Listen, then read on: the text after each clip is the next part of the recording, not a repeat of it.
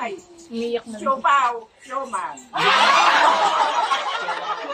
Kabilugan ng buwan ng kabilugan. So, ito na, legit The Ordinary natin. Ayan na. Hey guys! Before I head out para mag-lunch, i-open muna natin tong package from Look at Me. Ayan. Ayan. Look at Me PH. User din ba kayo ng The Ordinary? So, makaka-relate kayo sa akin or super relate kayo sa akin sa sobrang hirap kung paano makabili ng original na legit na The Ordinary products. Dati, bumibili ako sa Beauty Manila online kasi lalo na kung location mo is sa province. Walang retailer, wala sa Watsons, wala sa Mercury, wala sa mga beauty shops dito sa mga provinces ang The Ordinary. So, usually, siguro sa Manila lang siya makikita. Like, sa Beauty Manila, ang alam ko meron siya sa Makati. Yun lang ang alam ko, no? Pero, ayun, sobrang hirap makahanap ng legit na The Ordinary product. Ang alam ko, wala talaga siyang official store wala siya sa Lazada and sa Shopee. So, guys, huwag kayong maniniwala sa mga official store sa Lazada and sa Shopee. Unless, mapatunayan na legit talaga yung products nila. Pero, may friend kasi ako na na-try niya mag-order either sa Lazada or sa Shopee and it's a fake. Fake siya, guys. And yun nga, malulokot ka talaga kasi mahal siya, di ba? Nasa 700, 600, 1K yung pricing niya. Same yung price niya kasi usually kapag ka-fake, di ba, mas mura. Pero yun, same ang price pero fake pa din. So, mag-ingat talaga tayo, guys, sa mga fake products kasi especially sa mukha natin siya nilalagay.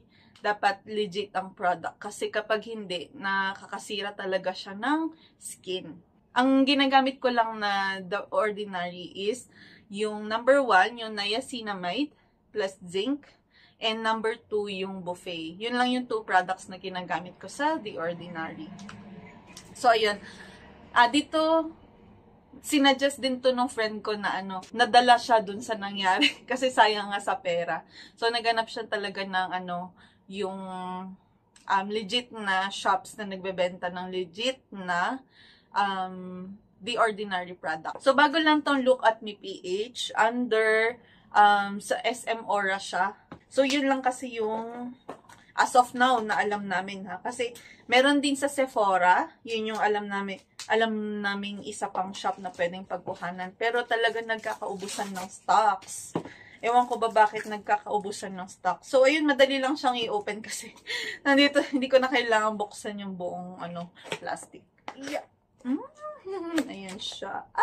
Tada! Ayan. So, ito, Yes po, baby. Nandito naman si Jisoo. So, legit to. Ayan, may resibo pa. Watsons. Ayan, super sealed. Ang galing mo. Meron siyang bubble.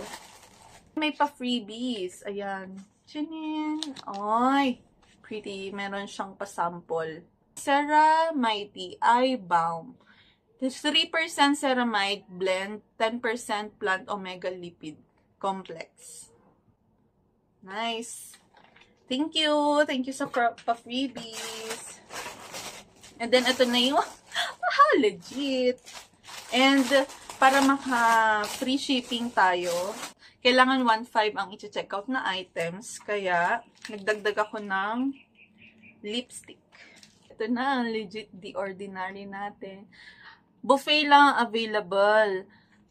Nung unang check ko, available pa yung niacinamide. Tapos, kasi hinintay ko yung promo for birthday voucher. Pero ewan ko, hindi gumagana yung birthday voucher nila kasi hindi ko rin nagamit kahit hinintay ko siya. Dapat makapag-register ka month before your birthday. So, nag-register naman ako August. meron naman silang sinend na voucher for birthday. Kaya lang, hindi naman magamit. Hindi nagagamit kapag ka nag-check out. So, ang nagamit ko lang na discount is yung shipping fee. So, ayan. Nung nag-check out na ako, wala na yung niacinamide. So, ito na lang buffet ang meron. And then, itong lipi na kinuha ko, dinagdag ko, gagamitin ko ngayon. Ito ay Superstay Maybelline Ink Crayon. In the shade of Hustle in Heels Aries 45. Okay. So, ayan siya. So, try natin. Nice.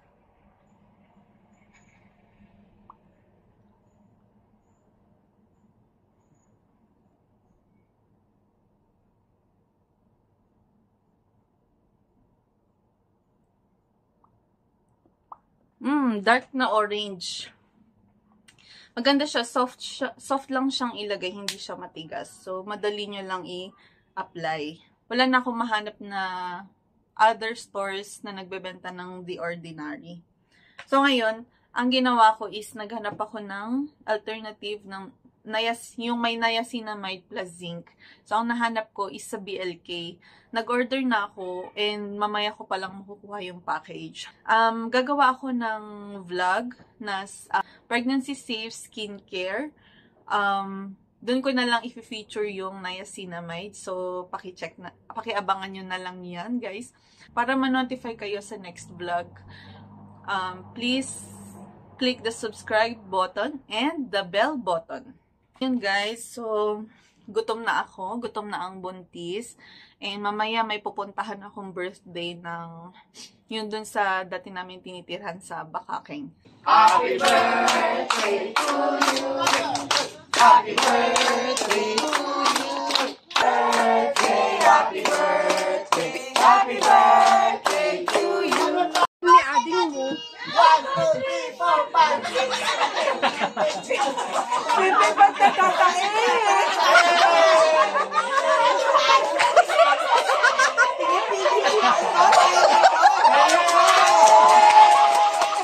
Happy birthday, Gabi!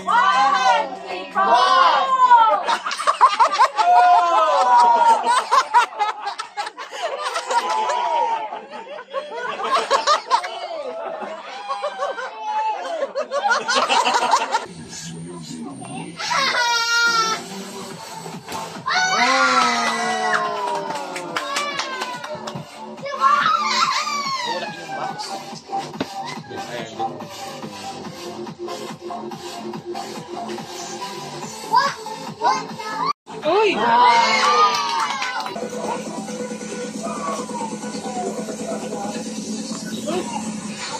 Oh!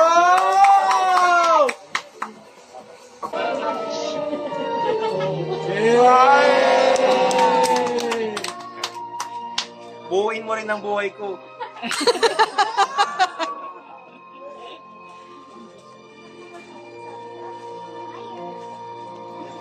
Anong kanta niya?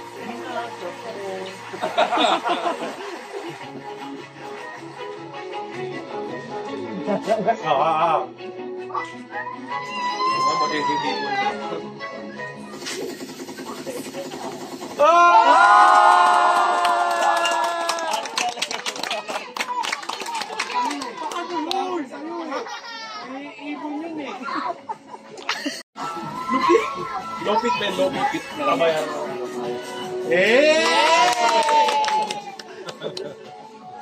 Nag-enjoy yung matatanda.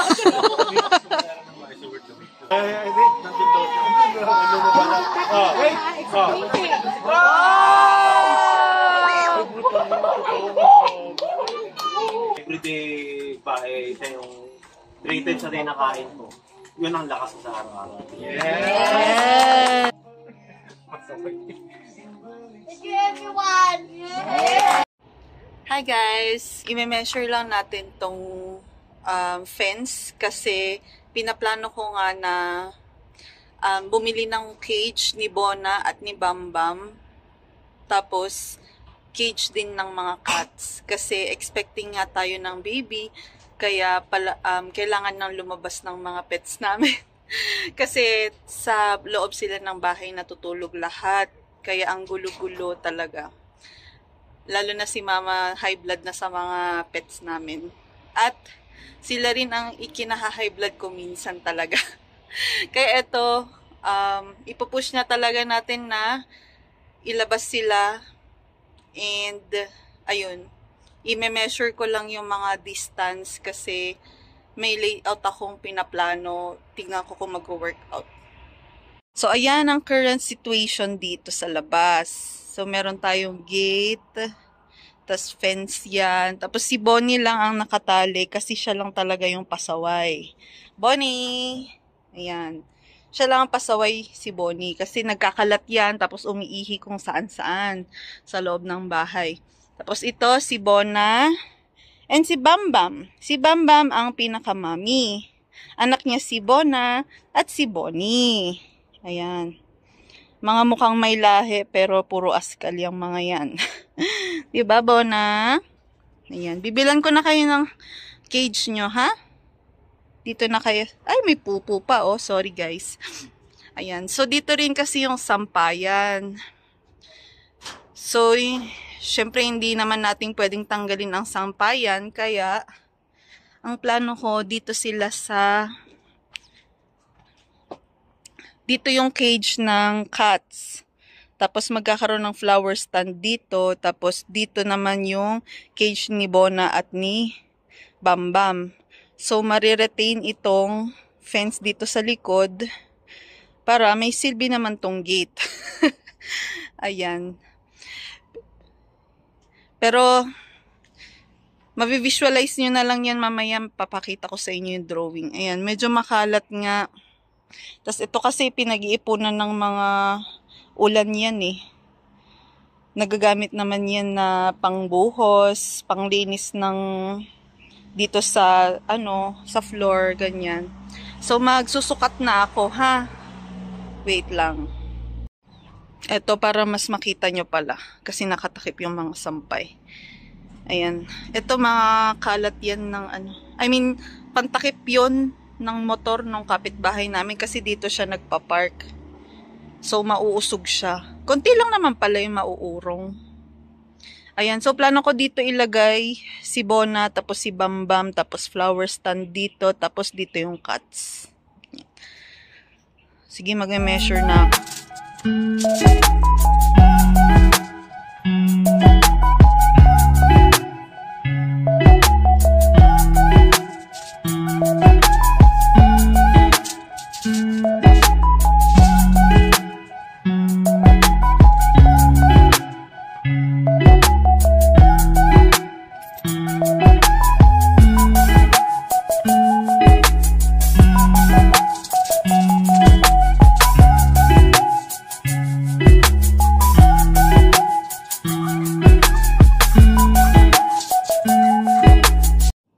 So, ito yung layout ko. Ito yung door, ito yung gate. Tapos, nandito si Bonnie ngayon. Tapos, ito yung may bakod, diba? Yan yung bakod. Tapos, ito ang placement. Actually, ito yung una kong plan. Parang nandito yung plants rack. Pero, since maliit lang pala yung cage ng cats, nung nagtanong ako, dito na lang natin lalagay yung flower stand. So, retain yung fence dito, tas connect, ito yung mga current na poste. So, hindi na pala tayo maglalagay ng flowers rack dyan. Nandito na yung rack. Ayan. So, mabibilan ko pa lang si Bambam at si Bona, tapos yung cats. Retain yung bahay ni Bonnie. Ayan na guys, dumating na ang cage.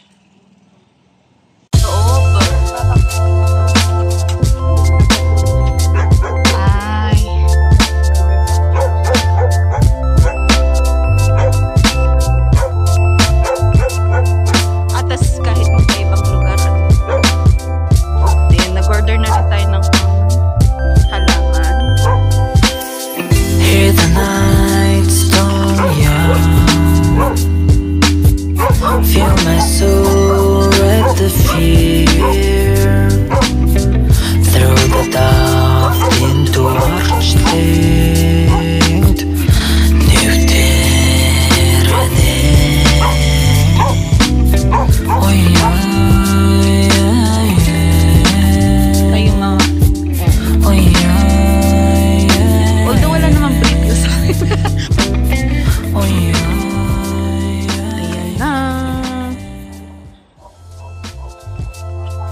sakto siya.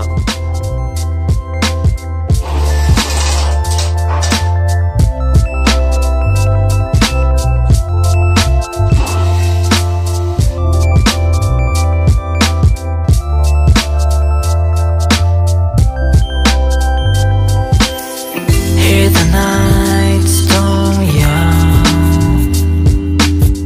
Feel my soul at the fear. Throw the daft into architect.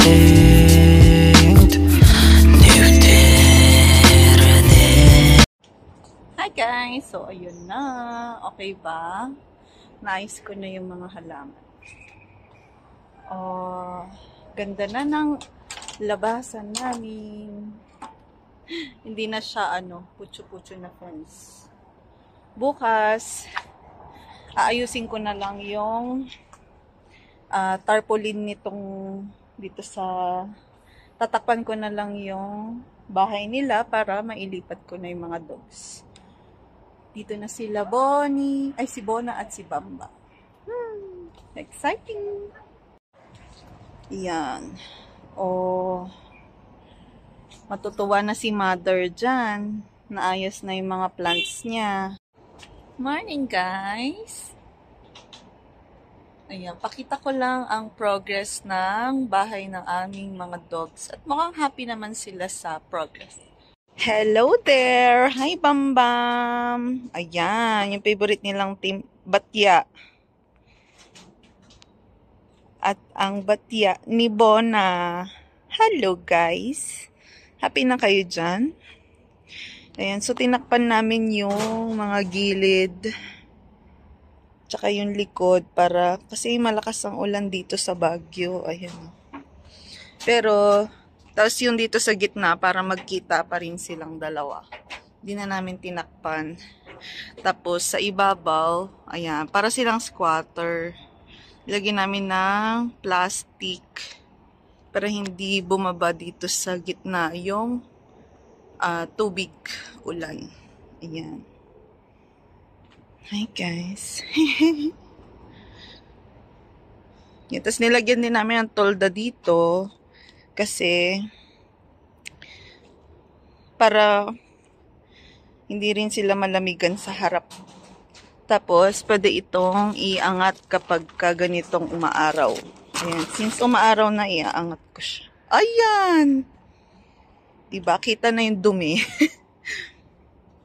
Kalalagay lang kasi yung timba niyan.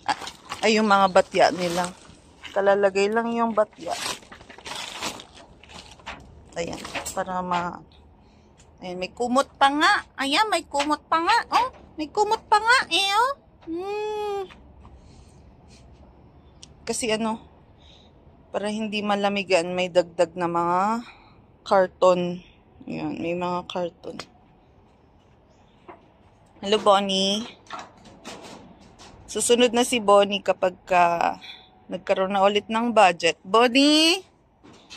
Ito naman yung sa cats. Next project na natin yan. Ayan.